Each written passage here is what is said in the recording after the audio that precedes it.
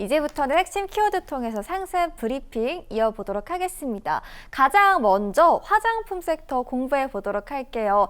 사실 이쪽은 상반기에 좋았습니다. 그런데 하반기 가면서 반도체 쪽으로 수급이 몰려서 그런지 좀 소외가 된 것처럼 보여지더라고요. 하지만 연말인 4분기 하면 아무래도 기분 좋은 쇼핑의 성수기이기도 하잖아요. 이런 포인트들 아무래도 긍정적으로 작용이 되지 않을까 싶은데요. 화장품 관련주들은 다시 주목해봐도 괜찮을까요? 네, 일단 화장품 관련주에 대해서 제가 지난 시간에도 좀 주목해서 보자라고 말씀드린 부분이 있어요.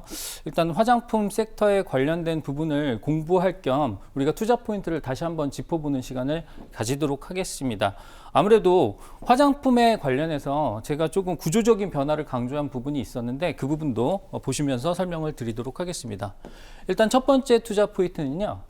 우리나라가 지금 글로벌 메이저 수출국으로 부상했다라고 보시면 될 것 같습니다. 기존까지 부동의 강자는 프랑스였었습니다. 그리고 글로벌 기준으로 했을 때 1위 수출국이 프랑스, 2위가 미국이었거든요. 근데 우리나라가 2024년도 기준으로 3위였습니다. 근데 올해는 우리나라 화장품 수출액의 성장률이 워낙 크기 때문에 미국을 제칠 수 있을 것으로 보이기 때문에 글로벌 2위 국가로 도약할 수 있을 것이다 라고 생각을 하고 있고요. 그리고 가장 큰 시장이라고 할 수가 있는 미국에서는 이미 프랑스를 제쳤어요. 그래서 그러다 보니까 글로벌에서 K-뷰티에 대한 관심이 상당히 크다라는 부분 참고를 해주시면 될 것 같습니다. 그래서 지금 화장품 같은 경우에는 소비재 중에서도 우리나라의 1등 효자 수출 품목으로 자리 잡고 있으니까 그 부분 참고해서 봤을 때 계속해서 우리가 관심을 가질 수가 있겠다라는 부분 참고를 해주시면 되겠고요. 두 번째가 중요합니다. 구조적인 변화인데요. 일단 시장의 변화가 있고요. 그 다음에 방식의 변화가 있습니다. 그래서 이 시장과 방식의 변화에서 이 부분이 상당히 중요한데 첫 번째, 시장의 변화는요.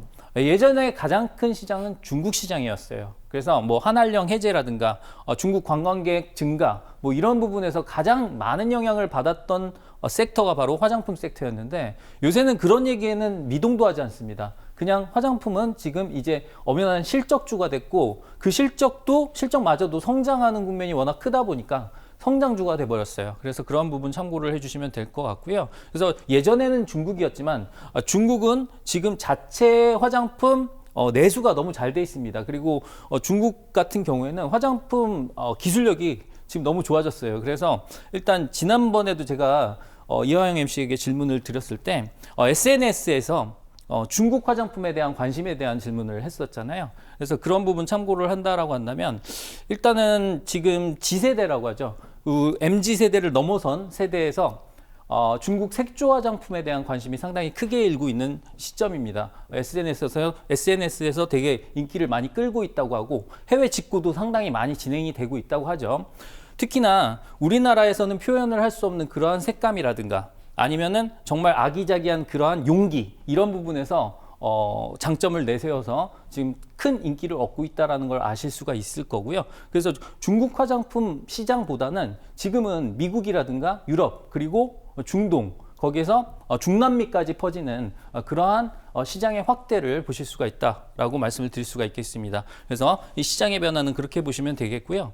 그 다음에 방식의 변화라는 건 예전에는 ODM 구조가 상당히 많았습니다. 그래서 뭐 코스맥스라든가 코스메카 코리아라든가 한국콜마 같은 우리가 그 ODM 3대장이라고 얘기를 하잖아요. 우리가 화장품 ODM이라고 하면 위탁 개발 생산이라고 생각을 해주시면 될 것 같습니다. 우리나라는 워낙에 제조업 강국이다 보니까 화장품을 예쁘게 잘 만들어서 개발까지 해서 내놓는 그러한 상품들이 되게 유행을 했었는데 최근에는 자체 브랜드가 되게 잘 돼 있는 업체들이 급부상하면서 거기에 관련된 그러한 구조적인 변화가 보였다라는 거죠. 그래서 자체 브랜드를 내세워서 정말 큰 성장을 했던 아까 소개를 했던 APR이라든가 달바글로벌 뭐 이런 회사들이 눈에 띄인다라고 말씀을 드릴 수가 있겠고요. 그러한 구조적 변화 때문에 지금 화장품 산업 자체가 시총 순위도 많이 바뀌었습니다. 예전에는 아모레퍼시픽은 하나의 거대한 태양이었는데 지금은 APR이라는 중소업체가 지금 거의 아모레퍼시픽의 시총을 앞질렀어요. 지금 8조 정도 시총을 가지고 있는데 그런 부분들을 본다라고 한다면 화장품 업계의 지각 변동이 상당히 크게 일어났구나 이렇게 생각을 해주시면 될 것 같습니다. 그리고 세 번째가 중요하죠. 지금 우리나라의 K 콘텐츠가 상당히 인기를 얻고 있잖아요. 그래서 거기에 관련돼서 저기 나온 제품은 뭐지? 저기서 먹는 제품은 뭐지? 이런 식으로 해가지고 화장품이라든가 아니면 음식료라든가 이런 부분들이 상당히 주목을 많이 받았다라는 것을 아실 수가 있을 거고요. 그리고 K-팝 열풍은 여전히 이어지고 있습니다. 그래서 그 K-팝 열풍에 해당되는 아이돌이라든가 뭐 한류 드라마 같은 데서 나오는 배우들이 사용하는 그러한 부분들, 이러한 것들에 대한 그 세계적인 관심이 일어나면서 시장의 확대가 계속 일어나고 있다 이렇게 보시면 될 것 같고요.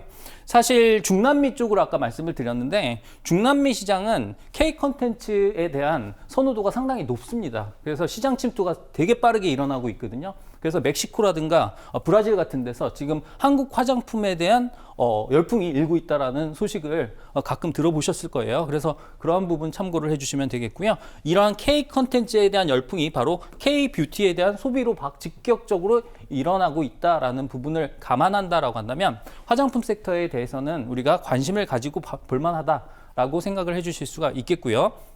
그리고 또 한 가지 관세와 환율 효과입니다. 아까 말씀드렸다시피 가장 큰 그리고 가장 중요한 시장은 미국 시장이라고 얘기를 드렸는데요. 미국에는 상호관세라든가 이런 부분이 원래 25%였잖아요. 근데 이 25%를 맞았기 때문에 화장품 수출 관련해서 3분기 실적 데이터가 별로 안 좋을 거라고 예상을 많이 했었습니다. 근데 그럼에도 불구하고 소비자가에 전가를 한다거나 이런 부분을 통해서 관세 효과가 크게 많지 않았다라는 부분을 참고했을 때 지금은 한미 협정에 따라서 관세가 또 15%까지 떨어졌지 않습니까? 그래서 그러한 부분 감안한다라고 한다면 관세 효과가 오히려 긍정적으로 영향을 미칠 수 있다라고 생각을 해주시면 될 것 같습니다.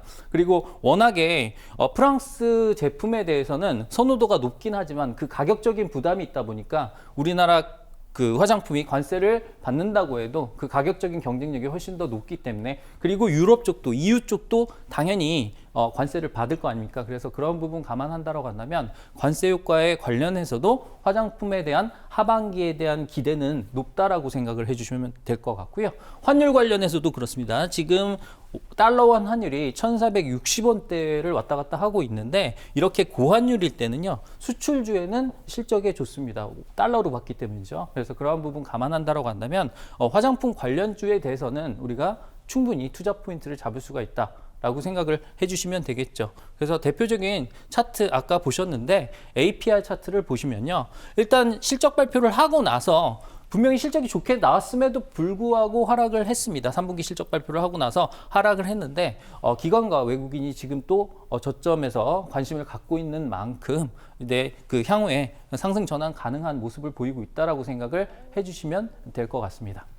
네, 이렇게 화장품 섹터에 대해서 꼼꼼한 이야기 들어보고 왔고요. 두 번째 이어가 보도록 할게요. 게임주 관련해서 한번 이야기 나눠보도록 하겠습니다.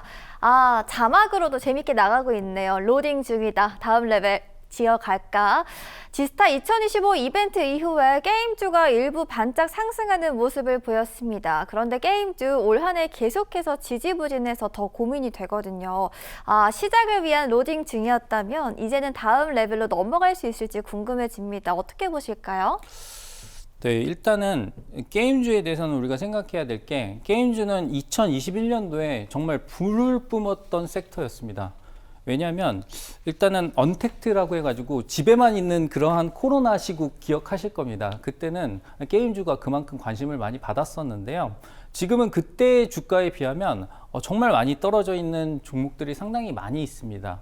그럴 만도 하죠. 일단 그때의 기대감이 너무 크게 반영됐던 부분도 있었고요. 실적에서 그만큼 기대치를 충족시키지 못했기 때문도 있습니다. 그래서 게임주가 조금 주가가 침체된 구간이 상당히 길어요. 그리고 실질적으로 중국이라는 나라의 게임 때문에도 그렇거든요. 중국의 텐센트 같은 경우에는 우리나라 1위 업체보다도 10배 이상의 매출을 기록하고 있는 그런 부분을 볼 수가 있겠는데 아무리 인구가 많다라고 하더라도 최근에 중국 게임의 기술력을 본다라고 한다면 해외 시장에서 정말 잘 먹힙니다. 그래서 그런 부분들을 감안한다라고 한다면 일단 산업적으로 중국한테 조금 위협을 받고 있다라고 생각을 해주시면 될 것 같아요. 하지만 그럼에도 불구하고 워낙에 주가가 많이 싸졌다 보니까 그런 부분에서 접근을 하시면 될 것 같고, 사실 이러한 약간 소외된 섹터에 대해서는 우리가 조금 얘를 끌고 길게 간다라기보다는 지금과 같은 혼란한 시국에 단기 전략으로 조금 대응을 한다라고 생각하고 봐주시면 될 것 같습니다. 그러한 부분을 전제로 깔고 한번 보도록 하겠습니다. 사실 첫 번째 내용이 원래는 게임주에는 큰 모멘텀이 되는데 한 2023년도 이후로는 이 모멘텀이 크게 작용을 하고 있지는 않아요. 사실 지스타 2025라고 해가지고 지스타라는 국내 최대의 게임 박람회가 있죠. 근데 올해도 부산 백스코에서 11월 13일부터 16일까지 열린 걸로 제가 기억을 하고 있는데요. 올해도 성황리에 마쳤습니다. 근데 중요한 점은 뭐냐면 예전에 그 부스에 비해서 많이 부스의 개수가 줄어들었어요. 참여 업체도 많이 줄어들 거예요. 그 이유가 뭐냐면 예전에는 국내 시장을 되게 큰 시장으로 생각을 했는데 최근에는 해외 시장에 대한 중요성, 그리고 해외 시장에 대한 마케팅의 중요성이 더 많이 높아지면서 그쪽에 집중을 하는 업체들이 많이 생겨났기 때문에 일부 주요 업체들이 여기에 참여를 안 했습니다. 특히 뭐 펄어비스 같은 업체도 여기 참여를 안 했다고 한다면 사실 펄어비스가 여기 빠졌다고 하는 거 자체가 국내 게임 시장이 너무 쪼그라든 거 아니야? 이렇게 우려를 할 수도 있겠는데 그런 부분은 아니다라고 생각을 해주시면 될 것 같아요. 더 큰 물에서 놀기 위해서 여기에 조금 소홀했다라고 생각을 해주시면 될 것 같고요. 그래서 지스타 2025 개최에 따른 모멘텀이 원래는 있어야 되는데 최근에는 많이 줄어들었습니다. 하지만 이번에는 조금 다르더라고요. 참가한 업체들을 보면 뭐 NC소프트라든가 넷마블이라든가 이런 업체들이 많이 참가를 해가지고 정말 많은 주목을 받았다라고 하죠. 특히나 NC소프트 같은 경우에는 아이온2라고 해야 되죠.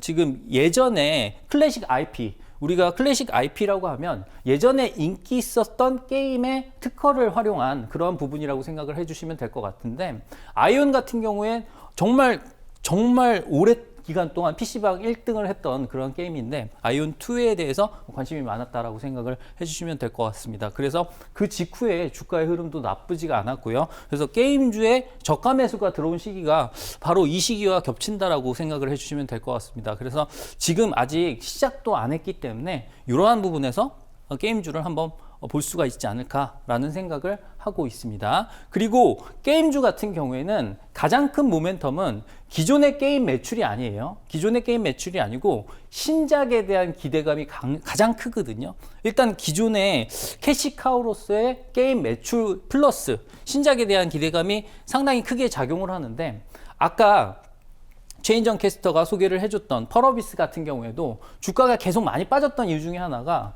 붉은 사막의 출시가 계속 늦어지면서였거든요.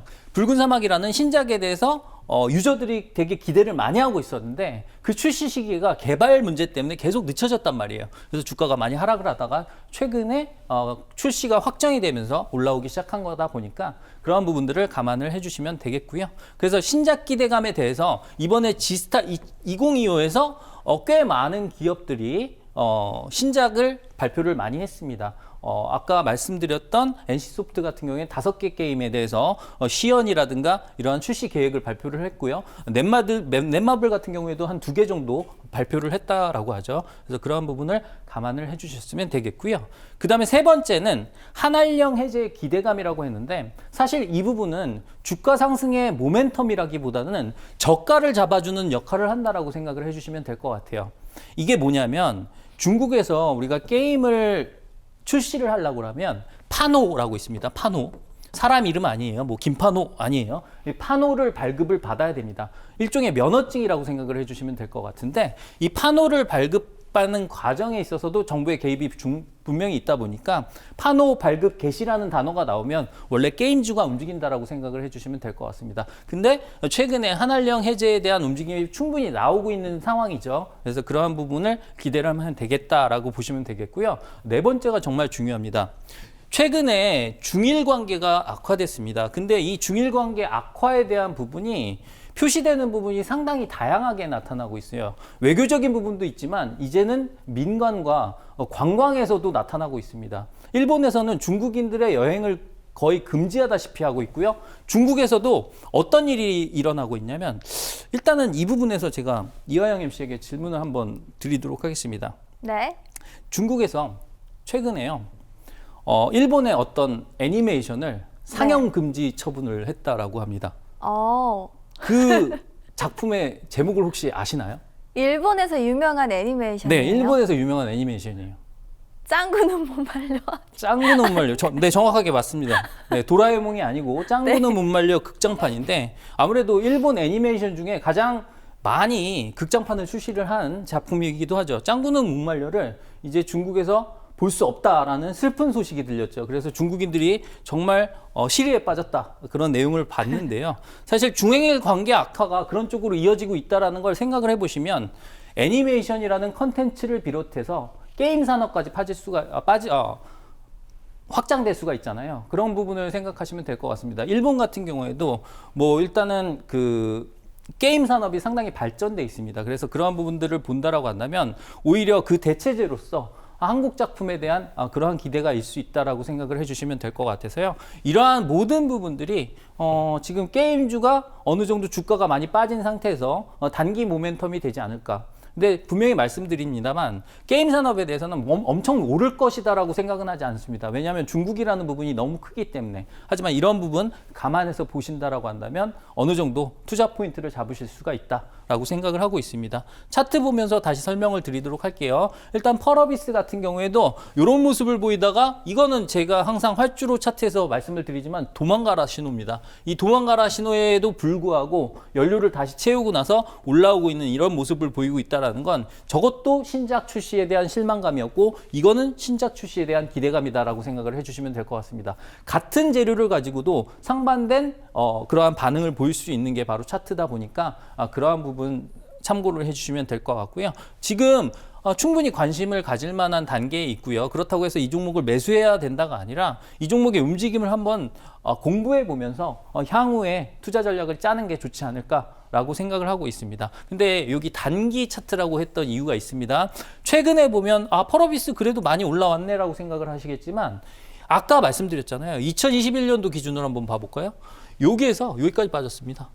그러면 거의 5분의 1 토막이 난 상황이에요. 그래서 이런 상황에서 이제 막 빌빌거리고 있는 상황이죠. 물론 여기까지 절대 갈 수 없을 거라고 생각을 하고 있습니다. 하지만 펄어비스 같은 경우에는 지금 단기적으로 봤을 때 어느 정도 바닥권에서 그래도 탈출할 수 있는 그러한 모멘텀이 있지 않을까라고 생각하는 부분이다 정도 정리를 해주시면 될 것 같습니다. 네, 저희 이렇게 캡틴과 함께 두 가지 섹터 꼼꼼하게 공부해 보고 왔습니다. 자, 그렇다면 오늘 기념품은 어떤 종목일지 궁금해지는데요. 기념품 어떤 종목일까요? 네, 일단 아까 우리가 수출에 대한 부분을 주목하자라고 말씀드렸던 그러한 투자 포인트를 가지고 있었던 화장품 섹터의 한 종목을 우리가 기념품으로 준비를 했습니다.